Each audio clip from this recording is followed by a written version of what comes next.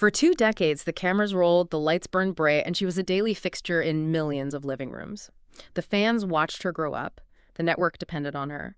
But off-screen, the script was spiraling completely out of control. The cameras flashed, the crowd froze. And just like that, a 21-year Hollywood legacy vanished into thin air. Welcome to Starscope Report. Join Jordan and Jamie as they uncover Hollywood drama, music industry shakeups, and viral influencer scandals. From red carpet surprises to social media controversies, we dive deep into the stories behind the fame. So today's headline for a deep dive is, it's one that has completely shaken the daytime television world. Yeah, it really has. We are talking about Kirsten Storms, written out of General Hospital after 21 years. And, to really understand what is happening here, we're looking far past the fictional town of Port Charles. Right. Our mission today is to unpack the very, incredibly complex legal and personal battle that led to the abrupt exit of a soap opera icon. Exactly. And we are pulling from sources today like TMZ, Variety, Live Mint, Soap Opera Digest, and even diving into some recent academic research from the International Journal of Communication. Which is super fascinating. We're going to look at what this single story reveals about the dark, kind of systemic side of the entertainment industry. But hey, if you are loving these Hollywood twists, make sure you are subscribed. We have got even crazier stories ahead. Definitely. So let's get straight into the reality of what just happened. After 21 years of playing Maxie Jones, Kirsten Storms is just gone. Just gone. The character is suddenly relocated to Australia. But meanwhile, in the real world, Kirsten is battling a shocking emergency restraining order. It's just wild. I mean, we really have to establish the sheer scale of Kirsten's legacy to grasp why this exit is so jarring. Oh, absolutely. This is a woman who has been in the public eye since she was, in elementary school? Yeah. You likely remember her from Disney's Xenon, Girl of the 21st Century. She played Belle Black on Days of Our Lives. And then, starting in 2005, she took on the role of Maxie Jones on General Hospital. And working on a soap opera is a logistical marathon. I mean, you are shooting upwards of 100 pages of dialogue a day. 100 pages. Yeah, 5 days a week, 50 weeks a year. She practically grew up inside our televisions. And sure, she has had brief hiatuses before, right? There was one in 2011 for health reasons. Right. There was another temporary recast earlier in 2025 where Nicole Paggi stepped in. And Kirsten actually admitted she was a bit taken aback by that, just hearing that someone else was keeping her character warm on set. Which is totally understandable, but those were always understood to be temporary. This latest exit feels incredibly permanent. It really does. And on the screen, the writers handled it with this bizarre casualness. So casual. During a July 2026 episode, a character just mentions in passing that Spinelli got a job offer in Australia. Maxie sells her Deception Cosmetics shares to Michael Corinthos, packs up her kids, and moves down under. That is it. That is it. There is no tearful goodbye. Yeah. No massive retrospective montage for a legacy character of 2 decades. Just a casual trip to Australia. The contrast between that neat little television bow and what was happening in her real life is terrifying. It really is. While Maxie is supposedly packing her bags for the outback, the real Kirsten Storms was facing an absolute nightmare in family court.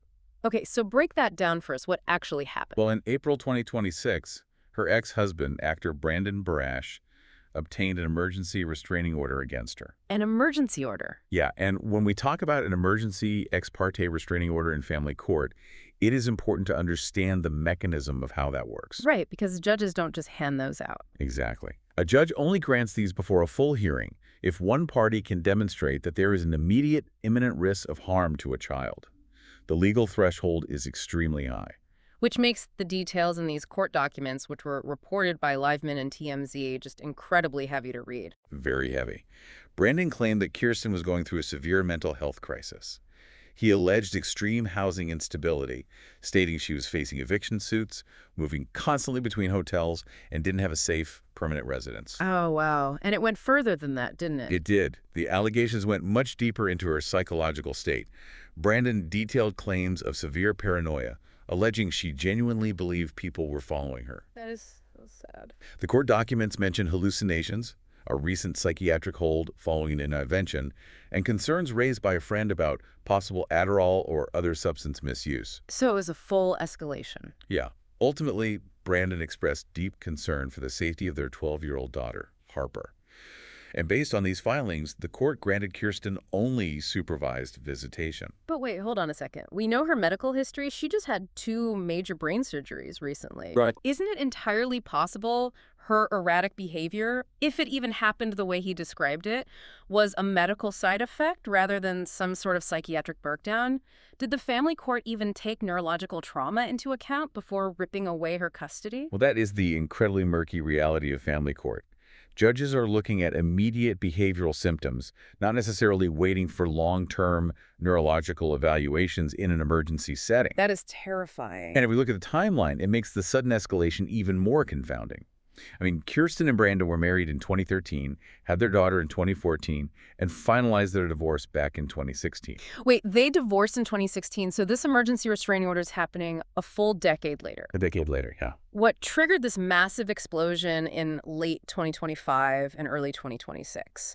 You don't successfully co-parent for 10 years and then suddenly file for emergency supervised visitation without a major catalyst. You really don't. And we must emphasize that these are allegations filed in a contentious legal dispute. But you are touching on the exact friction point of this story. How so? Well, how does the Hollywood machine deal with a very messy, very human crisis? It initiates what we can call a script sanitization process. Oh, wow. Instead of dealing with the human being, you just write a clean script. Exactly. I mean, I look at legacy characters on soap operas like load-bearing pillars in a massive building, you know?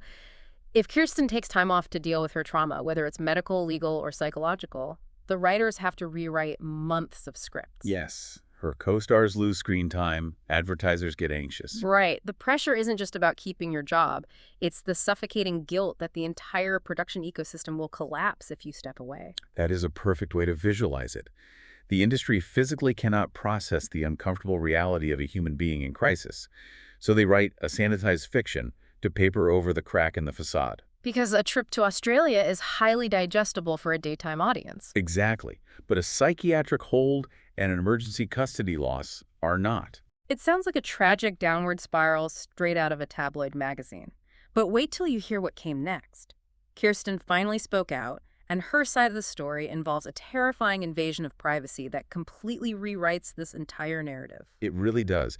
To understand Kirsten's perspective, we have to look closely at the medical trauma you referenced a moment ago. Okay, let's get into that. In 2021, she underwent a craniotomy to remove a fluid-filled cyst on her brain. A craniotomy. That is major surgery. Very major. And then fast forward to January of 2025, and she discovers she has a severe brain aneurysm.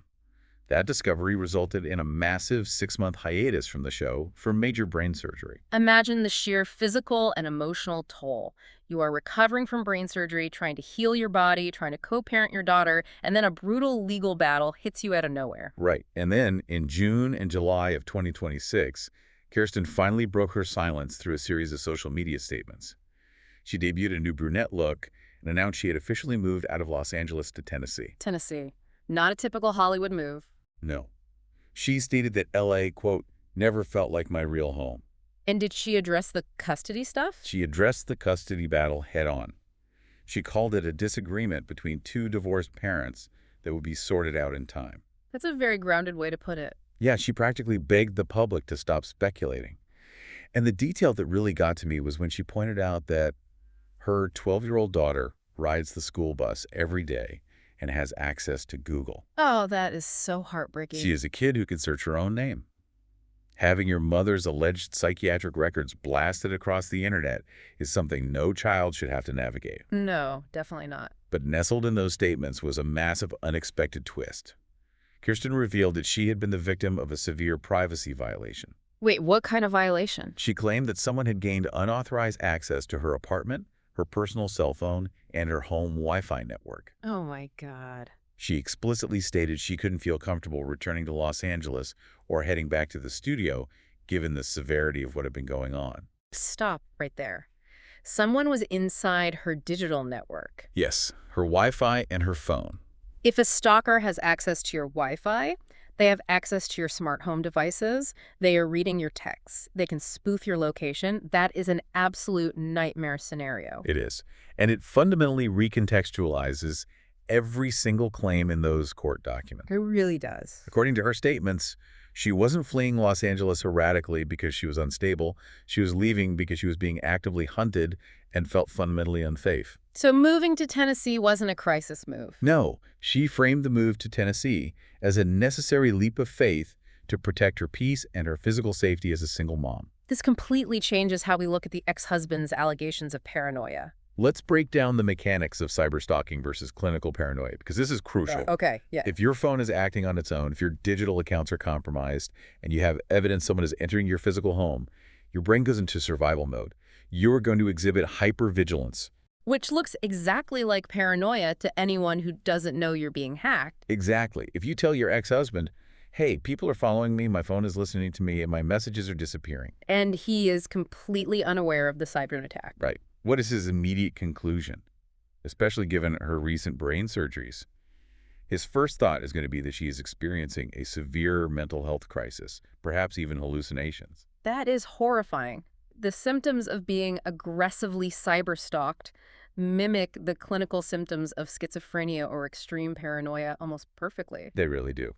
You look crazy to the outside world, but you are actually just accurately describing what a predator is doing to you. And this exposes a glaring flaw in both society and the legal system. How so? When women in the public eye scream for help, saying they're being watched or monitored, society's default reflex is to write them off as crazy or unstable. Oh, yes. The family court system isn't always equipped to investigate digital forensics during an emergency ex parte hearing. They just see a mother acting erratically and remove the child. To be begging for help, saying someone is in my house and in my phone, and the response from the legal system is to strip away your custody because they think you are hallucinating. It is a level of psychological torture I can't even fathom. It is incredibly dark. Stay tuned and hit that subscribe button so you don't miss what's coming next, because this story is about to blow up into something much bigger than just one actress's nightmare. Kirsten made a very specific, striking statement during her social media posts that points to a much wider issue. What'd she say? Reflecting on everything she had been through, the surgeries, the hacking, the loss of custody, the loss of her job, she called it an eye-opening experience about the downside of my profession. Later in the deep dive, we will talk about the shocking twist nobody saw coming, how Kirsten's personal nightmare actually exposed a massive hidden crisis infecting the entire entertainment industry. Right. So let's unpack that specific phrase. Yeah. The downside of my profession. Kirsten pointed out that she had worked nonstop since elementary school. Yeah, child star. She lived a life in California that was chosen for her by adults when she was just a child. She even admitted she frequently felt envious of people who got to live in the real world. That is so telling. We completely idolize actors. We look at the red carpets, the money, the magazines, and we want that glamour. But when you strip away the lighting and the makeup, the actual reality of working in media and entertainment is bleak.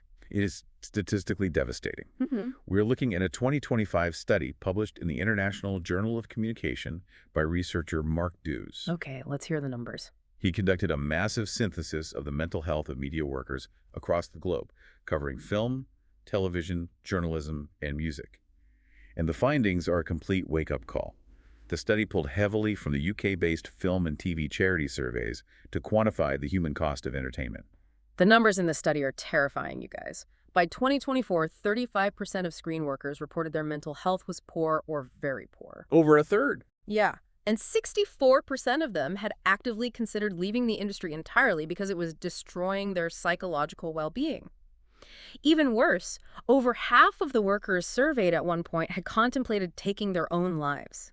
Over half. Those aren't just isolated incidents, right? Yeah. Those numbers point to a structural, systemic failure in how the industry operates. So what is actually causing it? The academic research highlights specific mechanisms that create this environment. Chief among them is what the researchers call a toxic martyr culture. What does a martyr culture actually look like on a film set, though? Well, it means that extreme suffering is equated with dedication. People are expected to work relentless, unpaid overtime. There's intense, cutthroat competition for every single role. Because everyone is replaceable. Exactly. There's a complete lack of job security. Oh. You are only as good as your current contract. There's widespread bullying by directors and producers who are treated as untouchable geniuses. And on top of all of that, modern actors face the unrelenting 247 pressure of social media self-promotion. It is a culture where no one wants to be the first person to complain about a 14-hour shoot day because there are 1,000 hungry actors waiting right behind you to take your spot. Right. They will just move on to the next So person. you learn to swallow your panic attacks, ignore your exhaustion, and just hit your marks. You wear your burnout like a badge of honor, but it's literally killing people. The study identifies a fascinating and cruel paradox at the heart of this. The conclusion of the research states that what makes media work special is also what makes its people sick. Meaning their passion is basically weaponized against them. Precisely. The entertainment industry is built on the exploitation of passion. Because you love acting, because storytelling is your identity, studio management knows you will tolerate abusive hours, insultingly low residual pay, and highly toxic environments. That makes total sense. They exploit the fact that you are living your dream job. If you complain, you are seen as ungrateful. It's a dream job that turns into a psychological prison. And what makes it so jarring is our role in all of this. The audience. Yeah, as the audience, we demand nonstop content. We want our soap operas on our screens every single day at 2 p.m. We want the drama, the cliffhangers, the tears. We just want to be entertained. Exactly. But we are totally blind to the fact that the people generating that content, memorizing dozens of pages of dialogue a day while navigating real-life divorces or brain surgeries, are falling apart as soon as the director yells cut. If we bring this all back to Kirsten Storms' specific situation, we have to analyze the trajectory of the child star. She mentioned that her parents relocated their entire family from Florida to California, specifically so she could become an actor when she was just a kid. Right, before she even had the cognitive ability to decide if she wanted to carry the financial weight of her family, she was already carrying it. When you are a child star, you are placed onto this massive high-speed treadmill. I like to think of it as a gilded cage. A gilded cage, definitely. By the time you were only 2 years old, having played the exact same character on the exact same soap opera for 21 years, that treadmill is the only way you know how to walk. It's all you know. The industry demands that you suppress your personal trauma to keep the machine running. Whether you are recovering from a craniotomy, fighting a brutal custody battle, or fleeing a cyberstalker, the expectation is that you will find your light, dry your tears, and deliver your lines. And what happens if the pressure becomes too much and you stumble? The machine doesn't pause to help you up. No, it really doesn't. It just initiates that script sanitization process we talked about earlier. It writes you a one-way ticket to Australia, replaces you with a recast, or writes you out entirely. The show must go on. It leaves absolutely no room for humanity. And the systemic lack of support means that when an actor is finally ejected from that environment, they're often entirely unequipped to navigate the real world they've spent decades being envious of. They've never lived in it. Right. The transition out of the industry is incredibly brutal because their entire support system was tied to their employment. It makes you wonder how many other actors on our favorite shows are silently battling their own crises right now. How many are terrified to speak up or ask for help because they know the writer's room is just waiting to erase them from the narrative if they become too complicated to manage? That brings us to a final, lingering thought for you to explore on your own today. I want you to imagine what happens to a human being when their entire identity, their livelihood, and their public persona are deeply fused to a fictional character they've played since childhood. For 21 years, millions of people looked at Kirsten and only saw Maxie Jones. When the cameras finally stop rolling after 2 decades and the studio lights turn off, who is the person left standing in the dark? Are child stars ever truly allowed to grow up and discover who they actually are? Or are they just holding their breath, biding their time, waiting for the day they can finally escape to the real world and find out? You've been listening to Starscope Report, where Jordan and Jamie uncover the stories shaping Hollywood, music, and pop culture. Thanks for tuning in, and don't forget to subscribe for more stories that keep the stars shining.